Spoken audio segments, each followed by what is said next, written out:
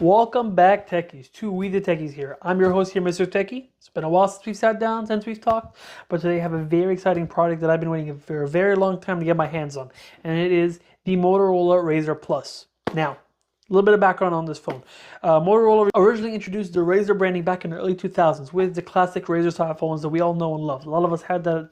Used this as our very first phone. That phone had a call classic. It was way before the modern day smartphones. Everyone loved it. Had a lot of good things going for it. Then of course the smartphone era began, and then we moved away from that style of phones. But thanks to Samsung, back in 2019, we got flip phones back in the form of smartphones that folded with foldable displays. The first being the Galaxy Z Flip. A few years after that, Motorola, I believe in 2020, they revived the Motorola RAZR branding and brought us a very similar phone, a smartphone that folds like a classic flip style phone. But as we all know, the first generation of that phone was nostalgic. That's about it. That's where the charm of that phone ended. Horrible battery life, bad durability problems, many durability problems, very poor camera, bad software optimization. That chin was unwieldy. Outer screen wasn't all that great. There's a lot that wasn't good with that phone. Motorola refined that a year later was the Motorola RAZR 2, was more of a refinement, still not great, but I felt that when Motorola got serious about the RAZR rebranding in form of a smartphone that flips, was their third generation, the Motorola RAZR 3. They got rid of that chin on the inside. They made the outer screen much larger, more usable, had a lot more use cases.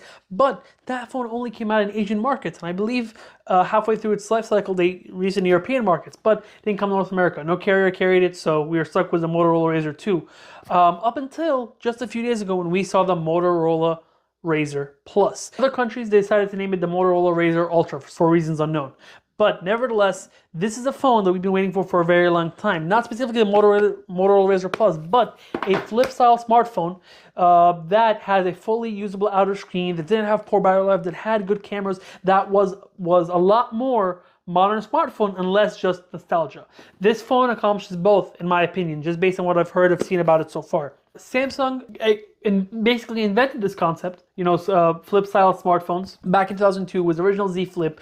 That phone was terrible for its own reasons. It had a outer screen that was beyond unusable, that was less than unusable. That outer screen did nothing more than tell the time. It got a little bit better in the second generation, which they called the Z Flip 3. There was no Z Flip 2 because there was a 5G variant in between. So it went from Z Flip to Z Flip 3. That one had a larger, little more usable outer display. You can use that as the front camera viewfinder. You can use that to quick notification, put a couple widgets on it, but nothing too crazy. I had the Z Flip 3. I had the Z Flip 4, which I have a lot to say about this phone. But still, outer screen, you can barely do anything on. Any small task you wanted to do, you had to unlock the phone. So I just view your front, use the front camera. Samsung didn't want to do anything. They had the lead. They dropped the ball until brands like Google was the foldable, and now Motorola was the flip.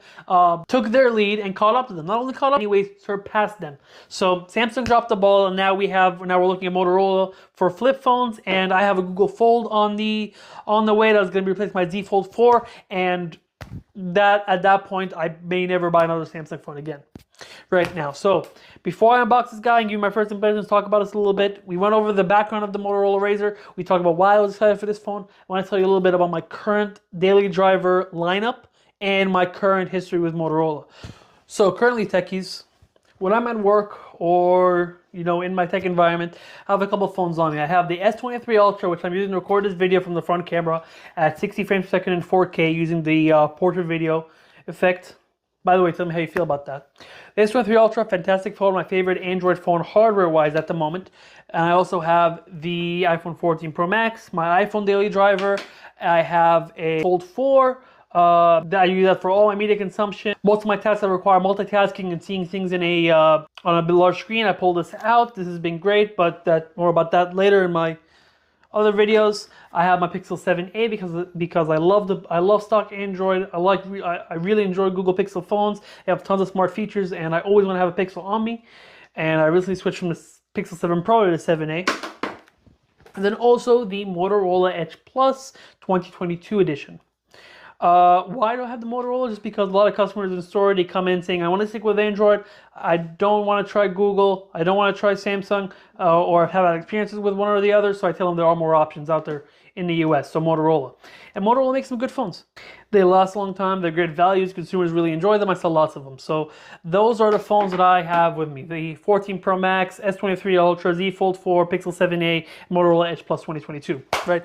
So this Motorola RAZR Plus will be replacing my Motorola Edge as my Motorola phone, and just have another Android phone on me to show people all the brands. So that's where this is going to fit in my lineup. I think I should make another video about my bad experience with the Z Flip 3 and 4, but specifically the 4. Quick preview, techies. This phone stopped opening up, cracked screen. And that's a long story. I'll tell you another video probably. But I am done with the Z Flips. I have no interest in the Z Flip 5. I don't care what they do about it. Dead on arrival. But without further ado, I want to switch it to the top-down view and get this phone unboxed. Very excited for it. I want to give you all my first impressions on it. Talk more about this in a second. Techies. Before I unbox this, I do want to explain why I picked this phone up from T-Mobile. Motorola announced 3 colors with this device: the black, the blue, and the magenta color. The Viva Magenta color is exclusive to Motorola.com and T-Mobile, right? So that was my 2 options. I wasn't going to go through Verizon or AT&T or Best Buy because I really wanted this color. Now, fantastic looking color. It's also got a different material than the other colors. The back of it, or the bottom half, I should say, depending on how you're holding it, is a vegan leather, which from what I've felt before on different phones, what I've heard on the reviews of this phone, feels really great in hand. On top of that, T-Mobile's running a fantastic deal. Just by trading in a high-tier device, you get this phone for $0 a month as a trade-in. So, of course, I had a S22 that I got free from AT&T a few years ago. I traded in, so this phone was a wash for me. Awesome. All right.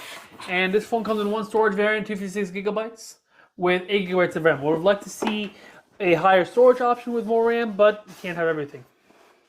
All right.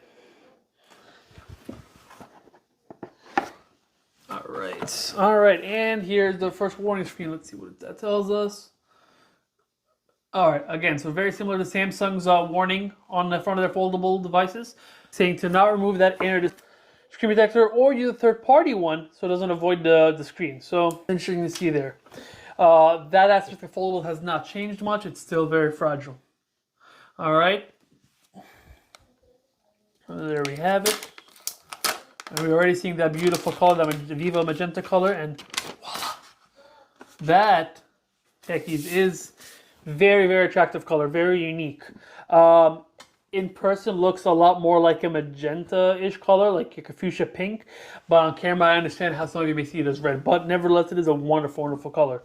All right, it's got a shiny edge here. This part does not show any color at all, and then this side is that vegan leather. So, a little ASMR for you. So that feels really nice in hand. That's gonna feel nice. I want to use this phone without a case, honestly, for how nice it looks and how good it feels in hand. Just by holding it, it feels already slightly wider than the Galaxy Z Flip. Notably, that inner crease. Let me see if I can get the light on it just right. It's there. There's definitely a crease there. I'm not saying it's invisible, but it's way less noticeable than the Z Flip 4. And I wish I could unfold my Z Flip 4 to show you. I can compare the two. But that's a way less noticeable crease. Even when I'm running my fingers through it, barely feel it. Techies, this is already big step up and big advantage over Samsung right off the bat. All right, so let me go ahead and fold this. I want to say buttery smooth. Let me see if I can bring it closer to the microphone. I'm definitely feeling a little bit of resistance, a little bit of a sound, so not super smooth, but not a bad feeling by any means. All right, this is usually where Samsung would put their Samsung logo. I wish I had seen something from Motorola here, but no, just a blank hinge right there. And this is the phone closed up. All right, so now let's get this powered on. I'm going to power it on when we get there. While it's turning on, let's see what else is in the box. All right. No power adapter, of course. No surprise there.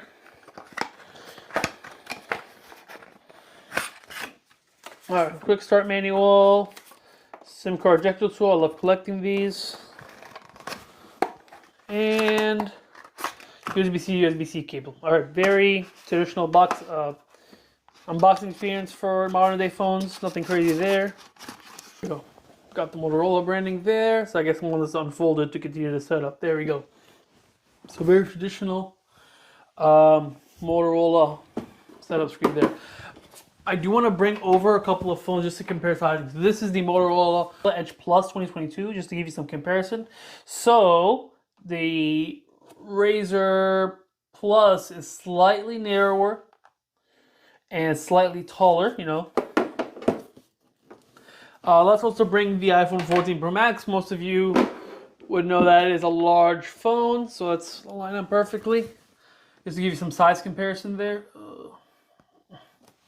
Just to give you some size comparison from all the three phones. So phone's much taller than other phones on the market, but definitely narrower. So there we go, just give you some perspective there. So I'm going to skip through this setup very briefly. Also, it has eSIM support. I love seeing that on phones. I'm going to be using a physical SIM card on this phone just a little bit later. Set up offline, continue. Privacy and security updates, beautiful. Google services, yes to all. Skip for now. Let's stay in touch. Why not? Navigation style. So definitely gestures. You techies know I love my gestures. I have the same navigation gestures on all my Android phones. That's definitely a must right there. Wow. So maybe because I chose to do it offline, it skipped a lot of the Google account settings and other personalization, but so you have the home screen, personalized device, Moto tips and tour, which I love when brands have a tips and tricks app on their phone, like Apple's tips, Pixel tips and tricks. I believe Samsung has a variant as well. I always like seeing that. And Moto secure. And there we have it. So right off the bat, it looks like a pretty bright display. I could tell this is right around maybe 1400 nits or so, which was good 2 years ago. But now that's on the lower side. We have phones getting 1800 and 2000 plus nits of brightness, but that's definitely good there. That's the inner screen there. I have no problem using it. Super, super thin and light. Really enjoying that there. And solid build quality. Seeing a little bit of resistance with that hinge. Little sound.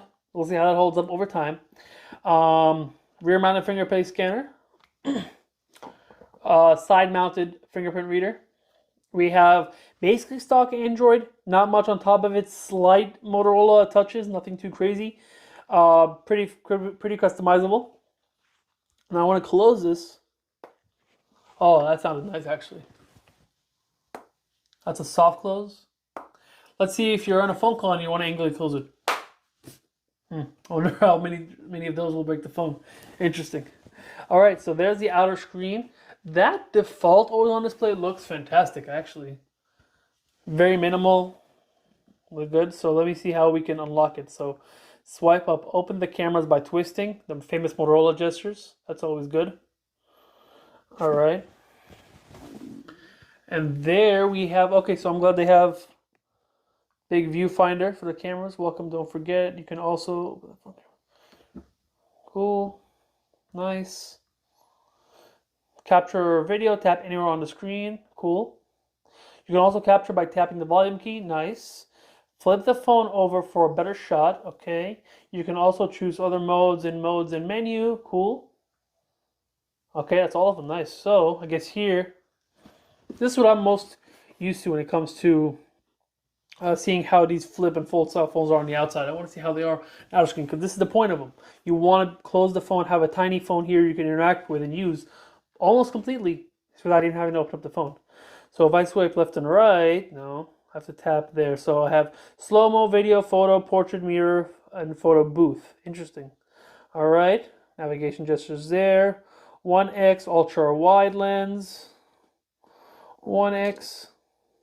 Oh, tapping anywhere actually takes a photo. Oh, nice. I might post these to the